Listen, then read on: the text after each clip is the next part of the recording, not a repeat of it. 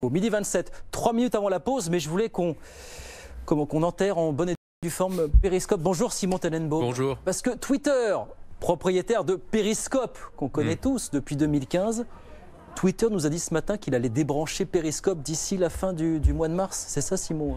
Oui, exactement. Twitter annonce enterre Periscope. Alors, on va peut-être refaire un peu l'histoire de Periscope. Hein. C'est au départ un nom vraiment associé à l'explosion de la vidéo en direct sur les réseaux sociaux. On est effectivement en 2015 et en fait, c'est une autre plateforme qui s'appelle Meerkat qui connaît un succès spectaculaire sur quelques semaines, des millions d'utilisateurs.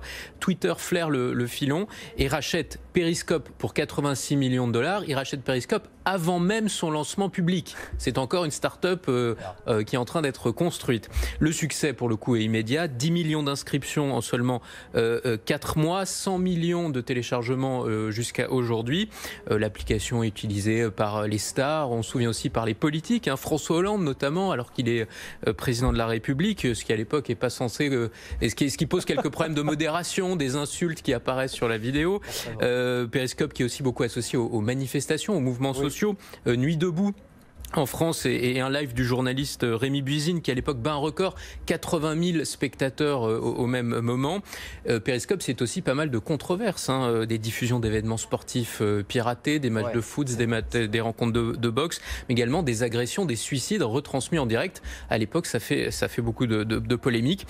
Et puis le déclin qui va s'amorcer au fur et à mesure que d'abord Periscope est intégré, avalé par Twitter. Toutes les fonctionnalités sont mises dans Twitter et les Twitter Live, et puis surtout les autres réseaux sociaux, Facebook, Instagram, qui emboîtent le pas et qui font la même chose. La plateforme est vite dépassée. Elle comptabilise moins de 7 millions de téléchargements cette année. On est en baisse de 7% sur un an. C'est devenu trop coûteux finalement pour Twitter qui décide d'arrêter les frais. Le réseau social essaye de faire ça bien néanmoins, puisqu'il va laisser en ligne les archives Periscope et permettre aux utilisateurs de récupérer leurs données avant cette fermeture. Je me demande comme si celui qui a fait le plus pour Periscope, c'est pas l'ancien footballeur du Paris Saint-Germain, c'est Jorier, bien sûr. Effectivement, c'était une des premières affaires très médiatiques autour de Periscope. Il avait tenu des propos peu avenants sur son ancien entraîneur Laurent Blanc. Il avait insulté, Voilà.